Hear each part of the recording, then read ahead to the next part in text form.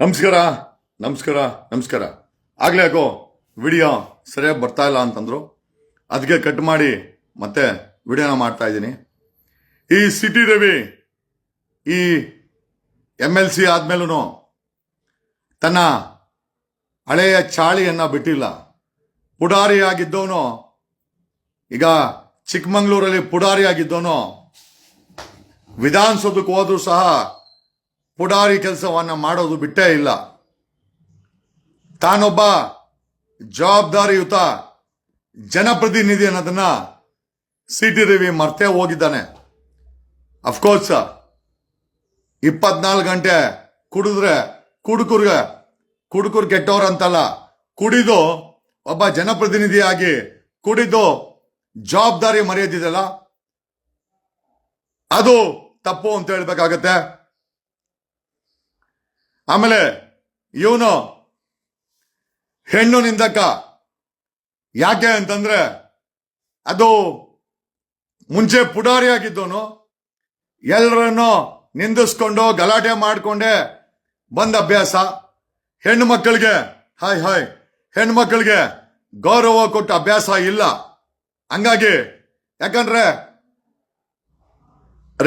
ರೇಣುಕಾಚಾರ್ಯ ಆಗಿರ್ಬೋದು, kiss Renukacharya ನರ್ಸನ್ನ kiss ಮಾಡಿ ಅದರ ಫೋಟೋಗಳನ್ನ ಆಗಿನ ಕಾಲದಲ್ಲಿ ಹವಾಯ್ ಮಾಡಿದಂತ ಕಿಸ್ ರೇಣುಕಾಚಾರ್ಯ ಆಗಿರ್ಬೋದು.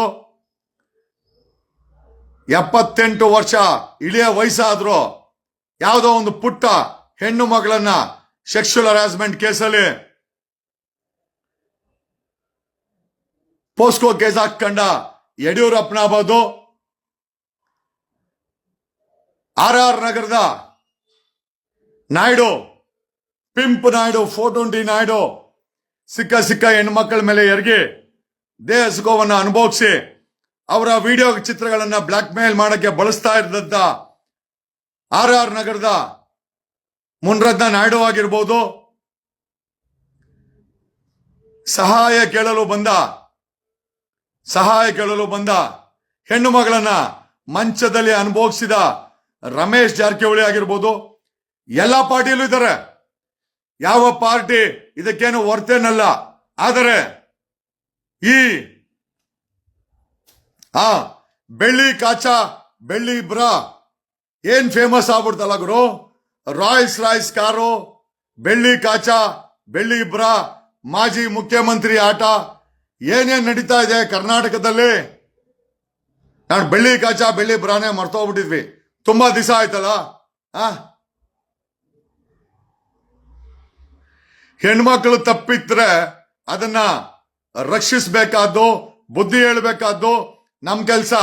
ರಮೇಶ್ ಜಾರಕಿಹೊಳಿ ಹತ್ರ ಸಹಾಯ ಕೇಳ್ಕೊಂಬಂದ್ರೆ ಮಂಚಕ್ಕೆ ಕರ್ಕೊಂಡೋಗಿ ಅದನ್ನ ವಿಡಿಯೋ ಮಾಡಿಸಿ ಇಡೀ ಪ್ರಪಂಚಕ್ಕೆ ಹಂಚ್ಬಿಟ್ರು. ಏನ್ ಸಾಧನೆ ಅದು. ಹೆಣ್ಮಕ್ಳು ತಪ್ಪೇ ಅನ್ಕೊಂಬಿಡೋಣ, ಆ ತಪ್ಪನ್ನ ಆಗ್ದಂಗ್ ನೋಡ್ಕೊಬೇಕಾದ್ದು ನಿಮ್ಮೆಲ್ಲರ ಕೆಲಸ, ಜವಾಬ್ದಾರಿ ಸಹ. ರಮೇಶ್ ಜಾರಕಿಹೊಳಿ ಕೆಲಸ ಏನಾಯ್ತು? ಕಿಸ್ ರೇಣುಕಾಚಾರ್ಯ ಕಿಸ್ ನರ್ಸ್ ಜೊತೆ ಎಷ್ಟು ದೊಡ್ಡ ಅಗಾಂಡ.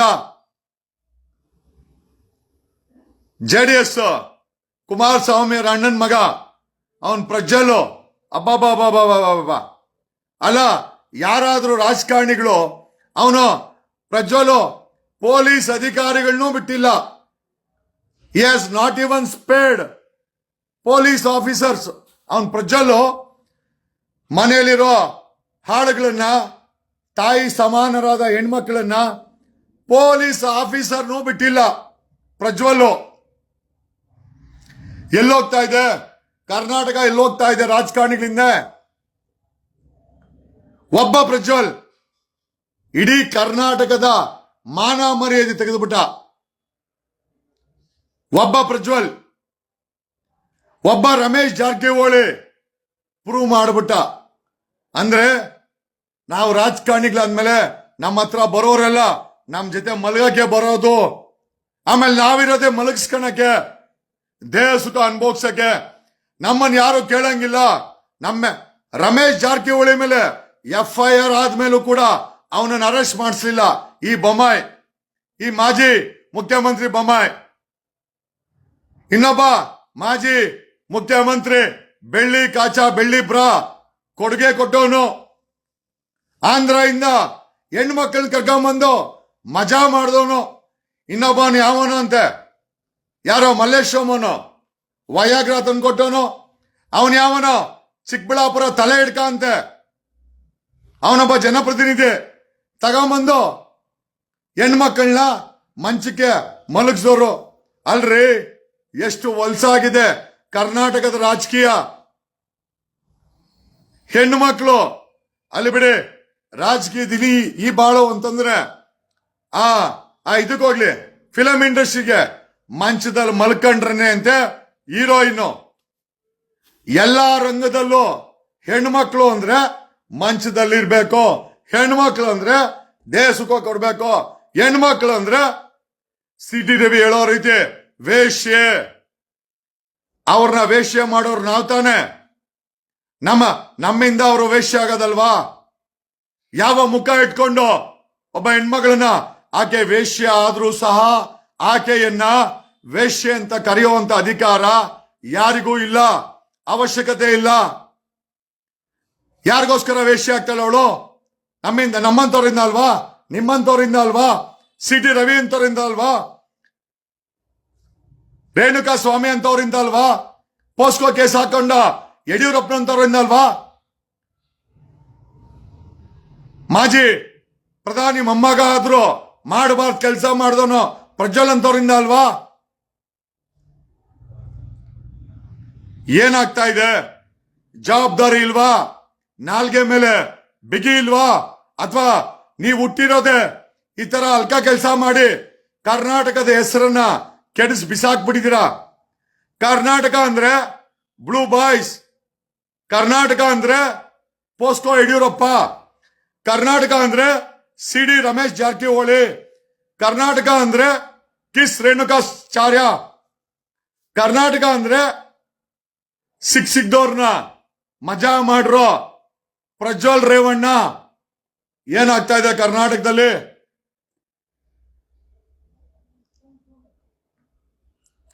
ಡೆಫಿನೆಟ್ಲಿ ಅವನ್ ಯಾವನ ಆಗ್ತಾವನೆ. ಫ್ಲೈಯಿಂಗ್ ಕಿಸ್ ಕೊಟ್ಟ ರಾಹುಲ್ ಗಾಂಧಿ ಅಂತ. ರಾಹುಲ್ ಗಾಂಧಿ ಅಲ್ಲ, ಯಾರು ಮಾಡಿದ್ರು ತಪ್ಪೆ. ಈ ವಯಸ್ಸಲ್ಲಿ ಯಡಿಯೂರಪ್ಪನ ಮೇಲೆ ಪೋಸ್ಕೋ ಕೇಸು ಏನ್ ನಿದರ್ಶನ ಆಗುರು? ಸಂತೋಷ್ ಹೆಗ್ಡೆ ಹೇಳ್ತಾರೆ, ಜೈಲಿಗೆ ಹೋಗಿ ಜಾಮೀನ್ ತಗೊಂಡ್ಬಂದವರೆಲ್ಲ ಇವತ್ತು ಮುಖ್ಯಮಂತ್ರಿಗಳು, MLAಗಳು, ಮಿನಿಸ್ಟರ್ಗಳು ಯಾವ ಮಟ್ಟಕ್ಕೆ ರಾಜಕೀಯ ಬಂದ್ ನಿಂತಿದೆ. ಬೆಳಗಾವಿ ಚಳಿಗಾಲದ ಅಧಿವೇಶನದಲ್ಲಿ ಕಾನೂನು ಮಾಡ್ರಿ, ಜನಗಳ ಕಷ್ಟದ ಬಗ್ಗೆ ಡಿಸ್ಕಸ್ ಮಾಡ್ರಿ, ಪರಿಹಾರ ಮಾಡ್ರಿ ಅಂತಂದ್ರೆ ಇಲ್ಲ. ನಾವು ಆಡಳಿತ ಪಕ್ಷದ ಮಿನಿಸ್ಟರ್ನ ನಾನು ವೇಶ್ಯ ಅಂತೀನಿ, ಆಮೇಲೆ ಸಮರ್ಥನೆ ಮಾಡ್ಕೊಂತೀನಿ, ಆಮೇಲೆ ನನಗೆ ಗಾಯ ಆಯ್ತು ಅಂತ ನಿಗ್ರಾಡ್ತೀನಿ, ಆಮೇಲೆ ಮಾಧ್ಯಮದಲ್ಲಿ ಇವನೊಬ್ಬ ಹೀರೋ. ಯಾವ ಸೀಮೆ ಹೀರೋ ಇವನು? ಒಬ್ಬ ಹೆಣ್ಣು ನಿಂದಕನನ್ನ ಮಾಧ್ಯಮಗಳಲ್ಲಿ ಯಾರನ್ನ ಹೊಡಿಯಕ್ಕಾಗತ್ತ? ಅವನ್ಗೆ ಹೊಡೆದ್ರೆ ನಾವೇ ಹೊಡಿಬೇಕು, ಇವನ್ಗೆ ಬೇರೆ ಯಾರೋ ಹೊಡಿಯಕ್ಕಾಗಲ್ಲ. ಇವನು ಯಾರೋ ಗೂಂಡ ಬಂದು ಹೊಡೆದಿದ್ರೆ ಚೆನ್ನಾಗಿತ್ತು, ಇವನನ್ನ ಹೊಡಿಬೇಕಾಗಿತ್ತು. ಚಿಕ್ಕಮಂಗ್ಳೂರಲ್ಲಿ ಬುದ್ಧಿ ಕಲ್ಸಕ್ಕಾಗಿಲ್ಲ, ಬೆಳಗಾಮಲ್ಲಿ ಕಲ್ಸ್ಬೇಕಾಗಿತ್ತು, ಅಥವಾ ಬೆಂಗಳೂರಲ್ಲಿ ಕಲ್ಸಲೇಬೇಕು ಇವನಿಗೆ. ಕರ್ನಾಟಕವನ್ನ ಸೆಕ್ಸ್ ಸಿಡಿ ಕರ್ನಾಟಕ ಮಾಡ್ಬಿಟ್ಟವ್ರೆ. ಸೆಕ್ಸ್ ಸಿಡಿ ಕರ್ನಾಟಕ. ಕರ್ನಾಟಕ ಅಂದ್ರೆ ಸೆಕ್ಸ್ ಸಿಡಿ. ಅವನು ದೇವೇಗೌಡರ ಮೊಮ್ಮಗನು, ಕುಮಾರಸ್ವಾಮಿ ಅವರ ಅಣ್ಣನ ಮಗನು. ಎಷ್ಟು ಜನನ ತನ್ನ ದೇಶಕ್ಕೋಸ್ಕರ ಎಷ್ಟು ಜನ ಹೆಣ್ಮಕ್ಳನ್ನ ಹಾಳು ಮಾಡ್ಬಿಟ್ನೋ. ತಾಯಿ ವಯಸ್ಸಿನ ಹೆಣ್ಮಕ್ಳನ್ನು ಬಿಟ್ಟಿಲ್ಲ, ಪೊಲೀಸ್ ಆಫೀಸರ್ನ ಬಿಡ್ಲಿಲ್ಲ ಅವನು. ಇಂಥ ಚಾಂಡಾಳು ಮನ್ಸಿರೋ ಅಂತವ್ರು ಇವತ್ತು MLAಗಳು, MP ಗಳು, MLC, ಸಿಟಿ ರವಿ ತರ MLC ಎತ್ತ ಸಾಗುತ್ತಿದೆ ಕರ್ನಾಟಕ.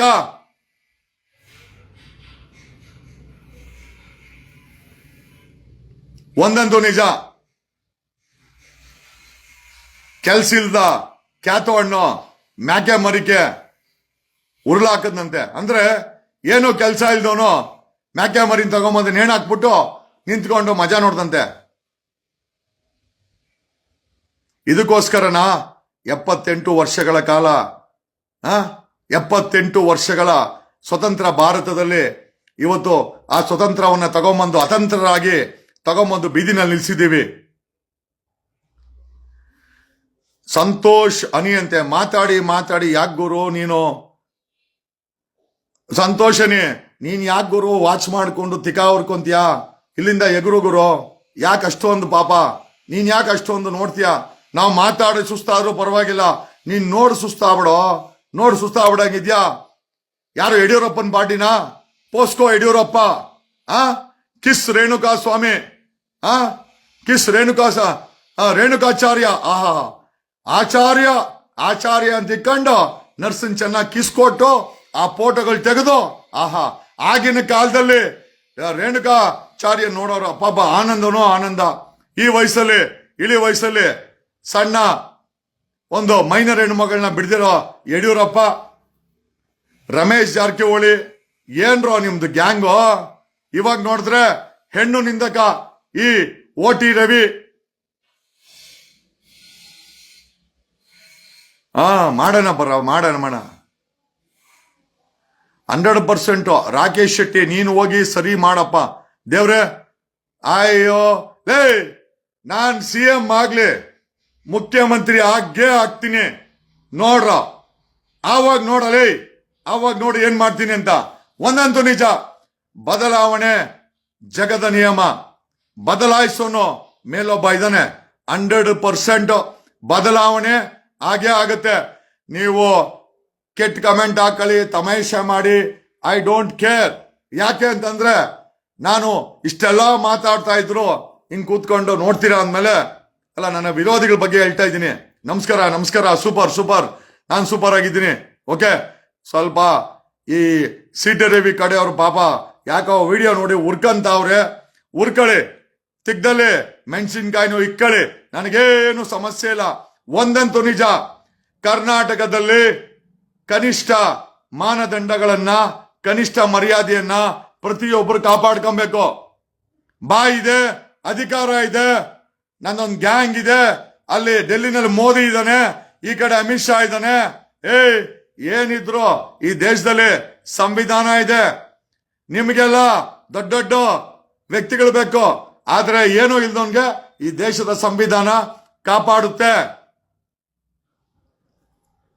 ಏನೋ ಈ ಎಲ್ಲಾ ವಿಚಾರ ಹೇಳುತ್ತಾ OT ರವಿಯನ್ನ ಒಟ್ನಲ್ಲಿ ಬೋಟಿ ತಿನ್ನಂಗ್ ಮಾಡಿದೀವಿ. ನನ್ಗೆ ಯಾರೋ ಹೇಳಿದ್ರು ಬಿಜೆಪಿಯ ಮುಂದಿನ ಭಾವಿ ಮುಖ್ಯಮಂತ್ರಿ ಅಂತೆ. ಈ ಕುಡ್ಕನ್ನೇನಾದ್ರು ಮುಖ್ಯಮಂತ್ರಿ ಮಾಡಿದ್ರೆ ಬಿಜೆಪಿ ಪಕ್ಷ ಗೋವಿಂದ ಗೋವಿಂದ ಗೋವಿಂದ ಗೋವಿಂದ. ಏಡುಕೊಂಡಲವಾಡ ವೆಂಕಟರಮಣ ಗೋವಿಂದ ಗೋವಿಂದ. ಈ ಕುಡುಕನು ಬಿಜೆಪಿಯ ಮುಂದಿನ ಮುಖ್ಯಮಂತ್ರಿ ಕ್ಯಾಂಡಿಡೇಟ್ ಅಂತೆ. ನನಗೆ ಗೊತ್ತಿಲ್ಲ, ಯಾರೋ ಹೇಳಿದ್ರು ವಿಜೇಂದ್ರ ವರ್ಕೌಟ್ ಆಗಲ್ಲ, ಮಾಡಿದ್ರೆ ಕುಡ್ಕ ರವಿನೇ ಮುಂದಿನ ಬಿಜೆಪಿಯ ಮುಖ್ಯಮಂತ್ರಿ ಅಂದ್ರು.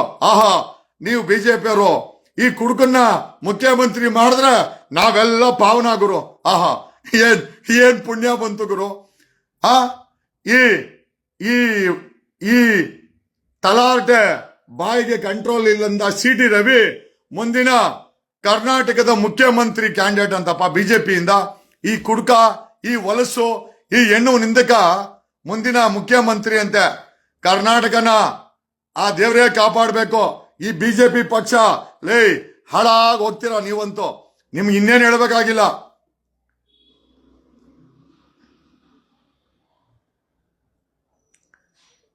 ಒಂದಂತೂ ನಿಜ, ಕರ್ನಾಟಕದಲ್ಲಿ ನಾವೆಲ್ಲ ಪ್ರಶ್ನೆ ಮಾಡೇ ಮಾಡ್ತೀವಿ. ಯಾವುದೇ ವಿಚಾರ ಆಗ್ಲಿ ಸಮಾಜಕ್ಕೆ ಅದು ಸೇರಿದ್ರೆ ಅದನ್ನ ನಾವು ಪ್ರಶ್ನೆ ಮಾಡೇ ಮಾಡ್ತೀವಿ. ಅದನ್ನ ಕೇಳ್ಬೇಡ ಅಂತ ಹೇಳಕ್ಕೆ ಯಾರಿಗೂ ಅಧಿಕಾರ ಇಲ್ಲ. ಆಮೇಲೆ ಭಗವಂತ ಅದನ್ನ ಬರ್ದಿದ್ರೆ, ನಾವು ಆಗ್ಲೇಬೇಕು ಅಂತ ಬರ್ದಿದ್ರೆ ಖಂಡಿತ ಆಗೇ ಆಗ್ತೀವಿ. ಈ ದೇಶದಲ್ಲಿ ಒಬ್ಬ ಟಿ ಮಾರೋನು ಪ್ರಧಾನಿ ಆದ್ರೆ ಅದು ನಮ್ಮ ಸಂವಿಧಾನದ ತಾಕತ್ತು. ಈ ದೇಶದಲ್ಲಿ ಒಬ್ಬ ಆದಿವಾಸಿ ಹೆಣ್ಮಗಳು ರಾಷ್ಟ್ರಪತಿ ಆದರೆ ಅದು ನಮ್ಮ ದೇಶದ ಸಂವಿಧಾನದ ತಾಕತ್ತು. ಒಬ್ಬ ಕುಡುಕ MLC ರವಿ MLC ಆದ್ರೆ ಈ ದೇಶದ ಸಂವಿಧಾನದ ತಾಕತ್ತು. ಹಾಗಾಗಿ ಏನೇ ಇರಲಿ ಒಂದಂತೂ ತಲೆಲಿಟ್ಕೊಳ್ಳಿ, ಯಾರು ಏನ್ ಬೇಕಾದ್ರೂ ಆಗ್ಬೋದು. ನಾನು ಹೇಳ್ತಾ ಇರ್ತೀನಿ, ನೆನ್ನೆ ಸುನೀಲ್ ಕುಮಾರ್ ಹೆಬ್ಬಿ ಅವರು ನಾನು ಮುಂದಿನ ಹೆಲ್ತ್ ಮಿನಿಸ್ಟರ್ ಅಂತ ಹಾಕೊಂಡಿದ್ರು. ಸಂತೋಷ ಆಗತ್ತೆ. ಸಾಮಾನ್ಯ ಜನ ಸಹ CM ಆಗ್ಬೋದು, ಪ್ರೈಮ್ ಮಿನಿಸ್ಟರ್ ಆಗ್ಬೋದು, ಮಿನಿಸ್ಟರ್ ಆಗ್ಬೋದು ಅಂತ ಕನಸನ್ನಾದ್ರೂ ಕಾಣ್ತಾ ಇದ್ದೀವಿ. ಕನಿಷ್ಠ ಇವತ್ತಿನ ಕನಸು ನಾಳೆ ದಿವಸ ಖಂಡಿತವಾಗಿ ನನ್ಸಾಗತ್ತೆ. ಯಾರೇ ಆಗಿರ್ಲಿ ಬಾಲ ಬಿಚ್ಚಕ್ ಮುಂಚೆ 100 ಸತಿ ಯೋಚನೆ ಮಾಡ್ಕೊಳ್ಳಿ. ಕಾರಣ ಯಾಕೆ ಅಂತಂದ್ರೆ, ನೀವು ಅನ್ಕೊಂಡಂಗೆ ನೀವು ಹೋಗಿದ್ದೆ ದಾರಿ ಅಂದ್ರೆ ಕೇಳ್ಕೊಂಡು ನೋಡಕ್ಕೆ ನಾವ್ ಯಾರು ರೆಡಿ ಇಲ್ಲ. ನಾವು ಎಲ್ಲಿ ಬಾಲಕ್ಕೆ ಕತ್ರಿ ಹಾಕ್ಬೇಕೋ ಅಲ್ಲಿ ಬಾಲಕ್ಕೆ ಕತ್ರಿ ಹಾಕೇ ಹಾಕ್ತಿವಿ. ದೇವ್ರು ದಿಂಡ್ರು ರಾಮ್ ನಾಮ್ ಸತ್ಯ ಹೇ, ರಾಮ್ ನಾಮ್ ಸತ್ಯ ಹೇ. ಆದ್ರೆ ಮಾತಾಡೋದೆಲ್ಲ ಬರೀ ಸುಳ್ಳು. ರಾಮನ ಹೆಸರು ಹೇಳ್ಕೊಂಡು ನೀವು ಮಾಡ್ತಾ ಇರೋಂಥ ಗಲೀಜು. ಆ ರಾಮನ ಆತ್ಮ ಆ ಮೇಲಿಂದ ಎಷ್ಟು ಶಾಪ ಆಗ್ತಾ ಇದೆಯೋ ನಾಶವಾಗಿ ಹೋಗ್ಲಿ ಅಂತ ನಿಮ್ಮನ್ನ ಆ ರಾಮನ ಹೆಸರಿಗೆ ಚ್ಯುತಿ ತತ್ತಿರೋಲ್ರೋ. ಆ ಪುಣ್ಯ ಪುರುಷನ ಹೆಸರು ಹೇಳ್ಕೊಂಡು ಮಾಡಬಾರ್ದು ಅಲ್ಗ ಕೆಲಸ ಮಾಡ್ತೀರಾ.